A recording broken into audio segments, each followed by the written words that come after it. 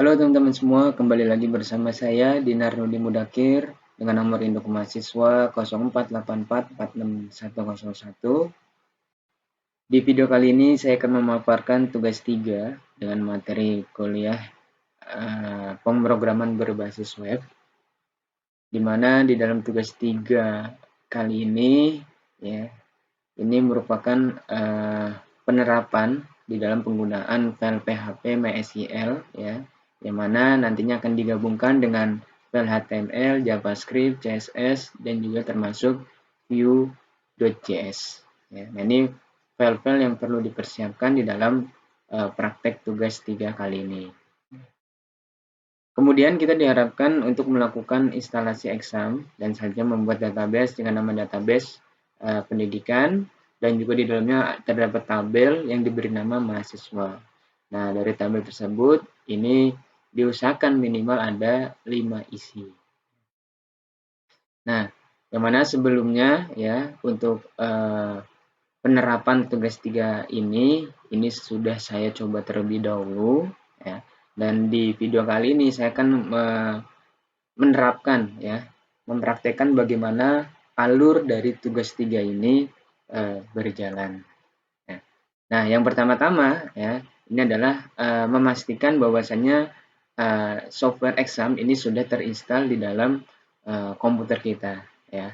Kemudian kita juga menginstalasi text editor ya, yang nantinya akan kita gunakan untuk menuliskan kode-kode ya dari file PHP, MySQL, HTML, JavaScript, dan juga file CSS yang nanti digunakan untuk menerapkan tugas 3 ini. Ya. Nah, pertama-tama ya, di sini karena saya sudah menginstal software exam, maka kita langsung dibuka aplikasinya. Kemudian di sini kita jalankan modul Apache dan juga MySQL-nya. Kita klik start pada action. Kemudian untuk melihat apakah sudah berjalan atau belum, di sini sudah terdapat status running-nya.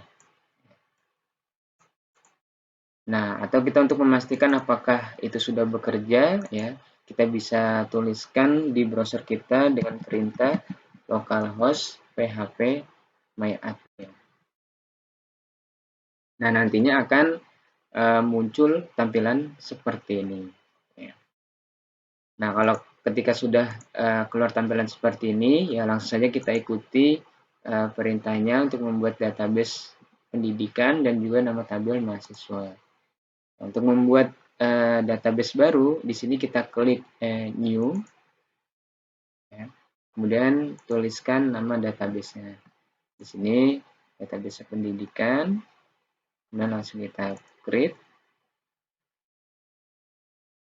Nah, kemudian untuk nama tabelnya yaitu adalah mahasiswa, ya, di mana tadi kita diminta untuk minimal adalah 5. Ini kita coba. Nah, langsung saja isinya seperti apa.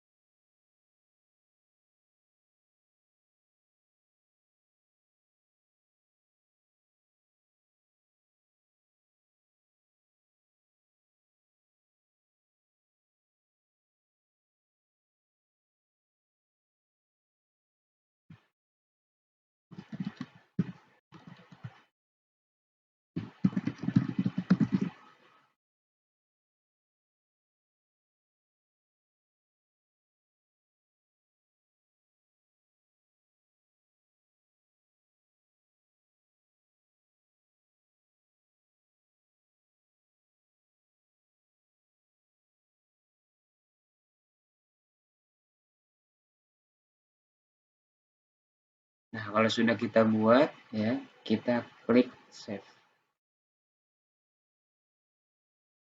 Maka tabel dari mahasiswa sudah tersimpan.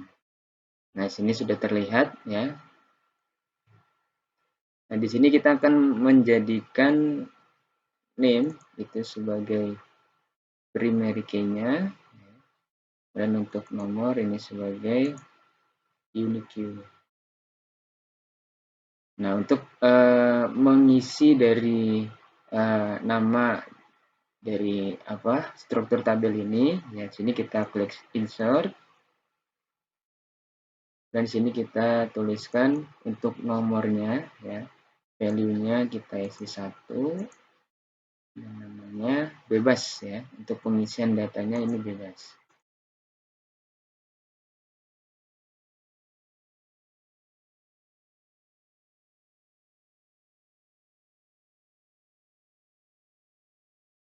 Kalau sudah kita isikan, ya, kita klik Go.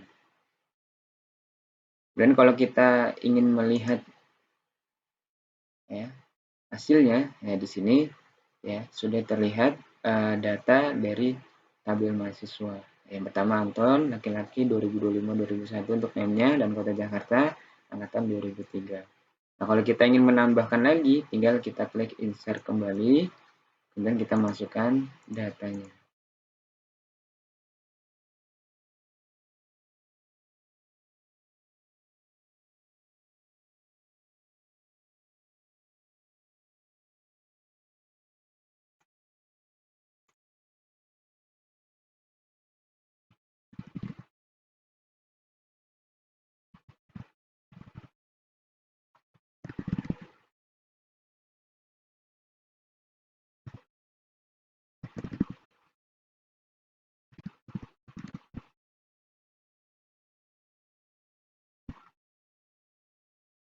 Nah, di sini ya untuk pembuatan database ya sudah kita lakukan ya.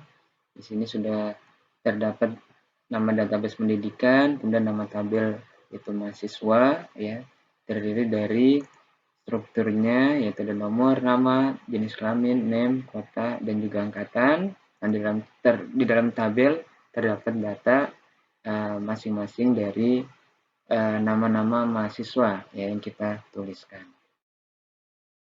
Nah, kemudian untuk menghubungkan agar bisa ditampilkan di dalam web, ya, di sini kita buat untuk file-file dari yang dibutuhkan dengan menggunakan text editor yang sudah kita install. Nah, kalau di sini saya menggunakan Visual Studio Code. Nah, karena sebelumnya saya sudah mencobanya terlebih dahulu, ya di sini sudah saya tuliskan bagaimana source kode yang bisa kita tuliskan di dalam text editor. Nah, di sini pertama ya kita buat terlebih dahulu file untuk menyimpan file-file dari tugas 3 yang dibutuhkan.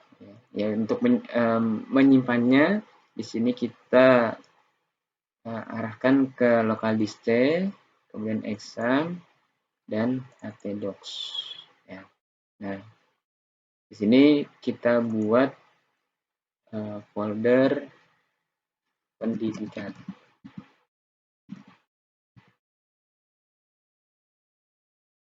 Nah, di dalam file pendidikan nanti ya, ini akan terdapat file dari PHP, HTML, ya, kemudian CSS dan juga termasuk JavaScript.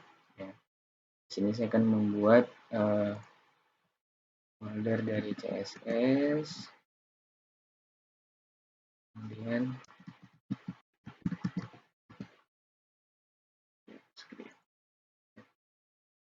nah, langsung saja di sini saya akan buat terlebih dahulu dari file dengan nama aplikasi.js ya. Sini saya kopikan.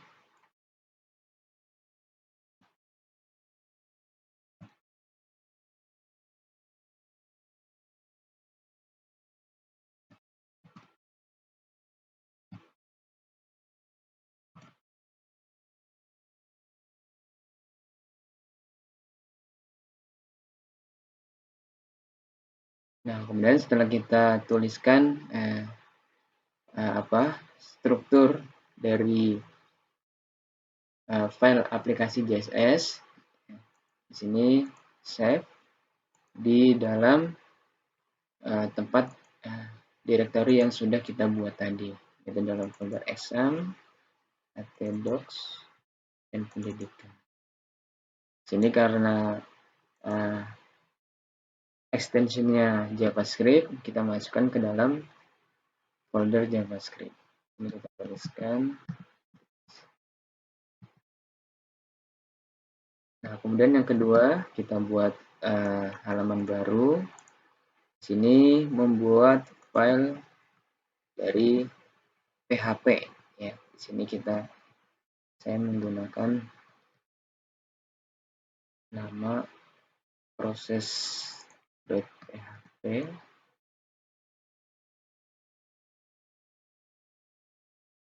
Kita save. Nah, untuk file PHP kita taruh di dalam folder pendidikan. Dan kita buat lagi halaman baru, dan kita membuat file dari extension HTML, format HTML.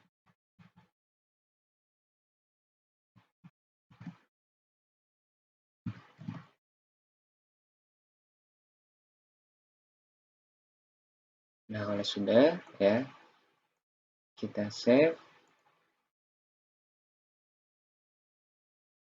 di dalam folder pendidikan dengan nama file index.html.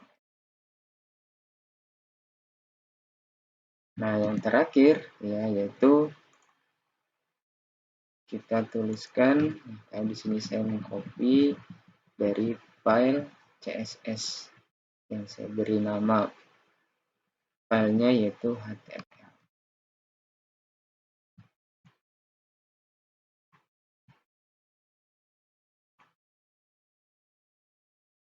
Kita save as dalam folder pendidikan dan di dalam folder CSS. Diberi nama style.css. Sudah selesai. Nah, kemudian ya untuk menjalankan komponen dari file-file di sini yang sudah kita buat, ya, langsung kita jalankan dengan menggunakan web browser kita.